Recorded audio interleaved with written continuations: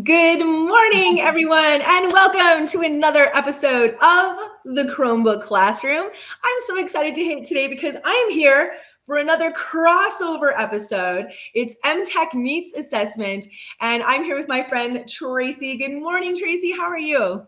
Good. How are you? I'm excited about this. I'm excited. We're in a new film studio today, so our look is a little different. I'm excited because thinking about the strategy you're going to show today, it really makes me want to go back to the classroom and try it because it's just what a time saver we're going to have today. That makes me excited.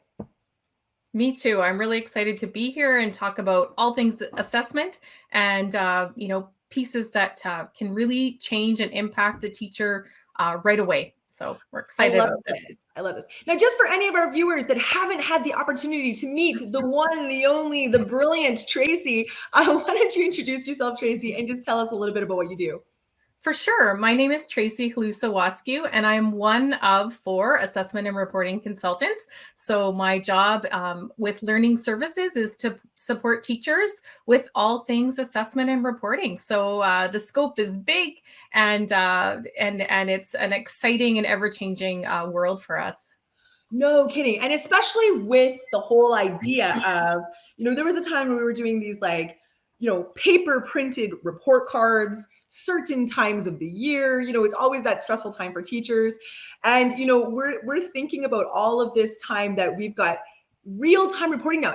We're not waiting. We're not trying to do this, only 3 times a year. This is something we're switching our teacher mindset to. We're always in the business of being able to report. And so that's what you're going to take us through here today. You want to talk to us about how can we actually report ongoing. Tracy, I'm going to admit it. I was the teacher that would collect things in bins for weeks. And I would take it home and I would shoo my kids out of the room and I would have papers everywhere as I tried to determine how these kids did well after the learning. But we don't have to do that anymore, right? Absolutely. And that's where this the idea behind this strategy has come into play, is that as a division, we're on a journey to moving into this real-time reporting in ways, and we're trying to figure out what works best. And having this Chromebook, this teacher Chromebook, is now a tool that can kind of help us in this journey moving forward to kind of engaging in this ongoing outcomes-based assessment where we're providing this assessment data to stakeholders in a timely fashion without killing our evenings and weekends. Right? This is actually going to help teachers. Today, Tracy is saving the day because we have to do the assessment. But the way that we're doing it, actually, like you said, it was hard on us. But you have some ways you're going to show us today. But you're going to give us a little bit of that broccoli on the plate. You're going to talk to us about assessment and this idea of in the moment assessment and what it can do for students. Absolutely. So our driving question for today is, how can I share assessment for and as learning data with stakeholders without spending hours of my own time entering data?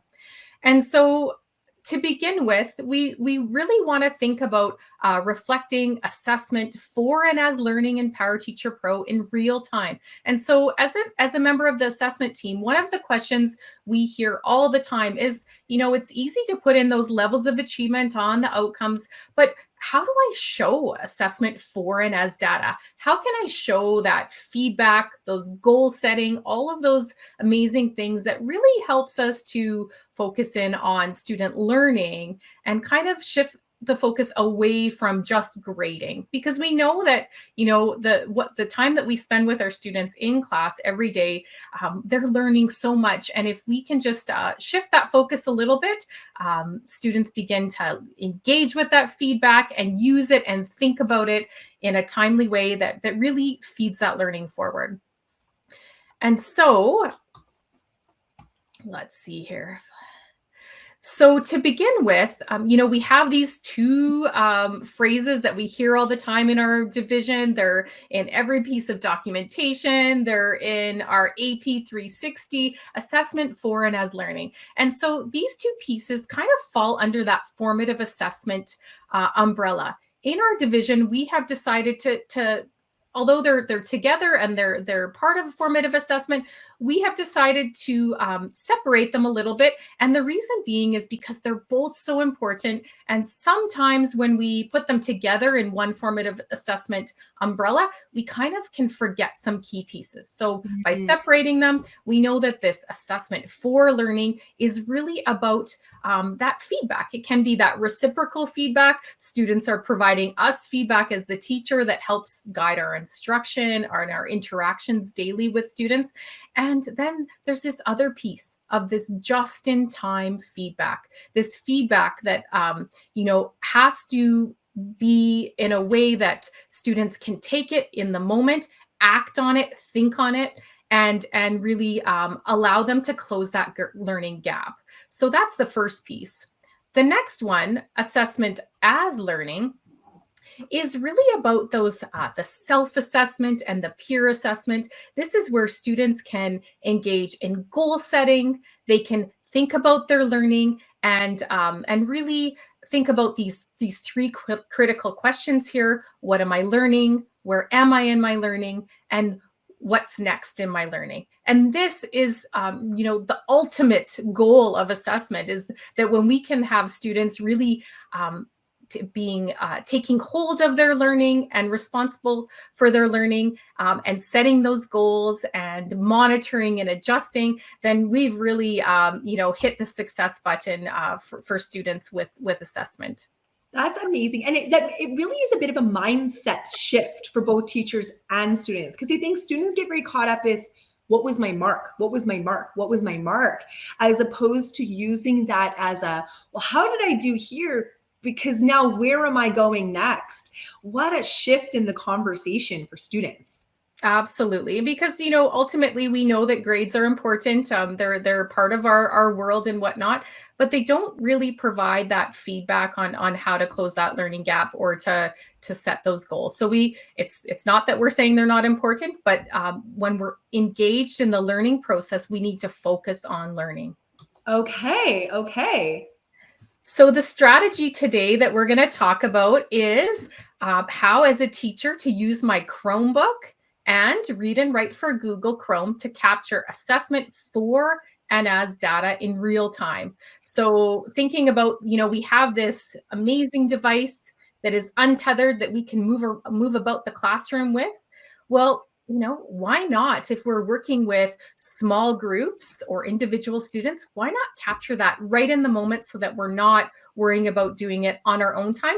For a couple of reasons. Obviously, we don't want to give up time with our families and whatnot, if we don't have to.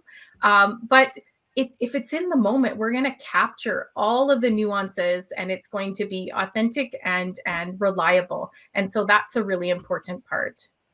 I love that you have pulled out this idea of read and write, because I think what sometimes is lost on people is that, yes, it's an amazing assistive technology extension, but is it a powerful educational technology extension? This is the true embodiment of universal design for students, for teachers.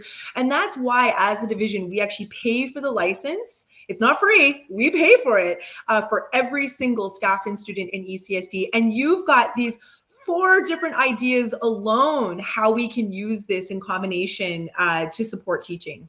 Absolutely. So some of the applications would be, if you're sitting alongside a student or a group of students and they're self-assessing or peer assessing, you can capture those in the moment pieces. And I'll show you in Power Teacher Pro in a little bit what that might look like. You can capture that teacher feedback. So the conversations and conferences that you're having with students, the exact pieces that you're sharing with them and what those next steps might look like. Not only are you sharing them verbally with the student in the moment, but they have that reference in Power Teacher Pro if they log into the quick lookup.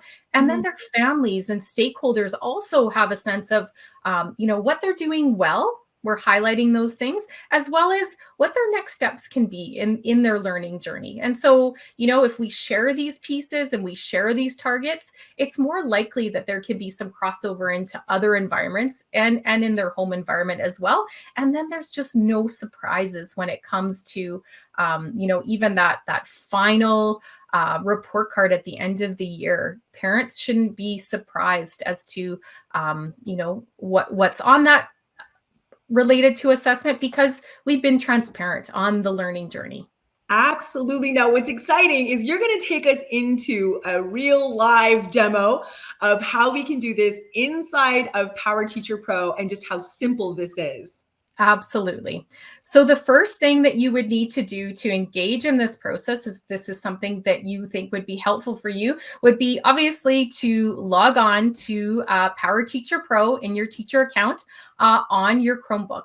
And then once you're logged on, then you have this device. If you're working with a guided reading group, a guided math group, maybe it's a one-on-one conference with a student related to writing. Maybe it's your meeting with a partner group who's doing a science lab or a social studies project where you're giving them feedback on how to engage in those next steps related to presentation skills. Really, the sky's the limit. But really where it works well is if it's a small group or a conferencing situation.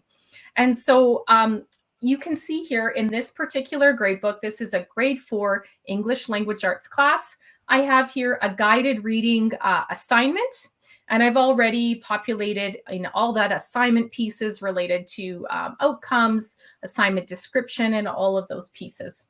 So I'm going to click here.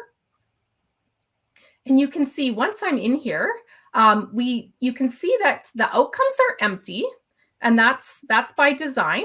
And then you can see that I do have a lot of collected and comments throughout. And so for this particular assignment, what a teacher might choose to do is actually not provide levels of achievement at this time. That's something that we're going to delay for later on, after students have had a chance to act on the feedback that we're providing them. And so we want them to be able to, really engage in that and show that they can use it and apply it to push that learning forward. Oh, that's such a brilliant strategy. And boy, does that take the conversation off just the marks. What's my mark? What a great idea. Absolutely. And that's, that's the piece, is that feedback isn't really a formative assessment unless we give students a chance to act on it. If we give them the feedback and it's on a unit exam or a final written piece, if they don't get to act on it, it's actually not truly formative assessment. So that's something to think about. Now, so once you're in this section and you click on the score cell where the check mark is, you can see here that the score selector comes up, and there's already some comments that are populated in here. And this is important because what this teacher has decided to do is demonstrate that growth over time. So you can see I have an October 15th comment. Then if I move down, there's a November 21st comment. And if I move down, I have a January 12th comment. And now if I'm moving into this, because these are guided reading groups that I'm meeting with regularly as a teacher, probably seeing them maybe once a month, where I'm providing that targeted feedback, or I'm touching base. And there are some students that might require more touchstones, and that's okay. It doesn't have to be equal from one to one. So if I'm in with my guided reading group and I'm going to provide feedback to this particular student, I can actually just type away. So I could, write February, it's the 23rd, or I also have another choice. And what this choice is to use the Google Chrome extension, Read and Write. So you can see here at the top of my screen, I have already downloaded this extension, and there will be a link at the end of the session on if you need more information related to that. Our amazing MTech team has done the thinking for you, but I'm just going to click right on this little icon, and you can see here when I do this bar comes up here, this menu comes up. And so the one that I'm going to be looking at is this talk and type, so the headset. And that's a little bit of a hint as well. I learned from Trish that if you're in a busy classroom, pardon me, if you're in a busy classroom, you might be thinking, how am I going to do this talk and type when there's all this busyness? Well, if you use a headset with a dedicated microphone. It actually anchors the Chromebook to listen to your voice. So if you're thinking, Tracy, you don't know what a grade 4 class looks like, I totally understand that. But this is one thing that can help you with this. So all I have to do is, you can see here, I've clicked on the cell where I want the talk and type to go into play. And I just have to click on this outcome, or sorry, on this icon. When I'm all done, I need to click on it again, or it will keep going. So that's one hint that I've learned the hard way through my master's work and, recording quotes and quotes and quotes. But this is one thing I can do. The other thing that you need to notice, that I need to note, is that it won't actually start typing until you're kind of done talking. So if you're waiting, if you're kind of talking and then you're waiting, you're thinking, oh, it's not doing it, it actually is. And I'm going to demo that for you. So if I click the talk and type, I can record all of my thinking and comments related to a student, period.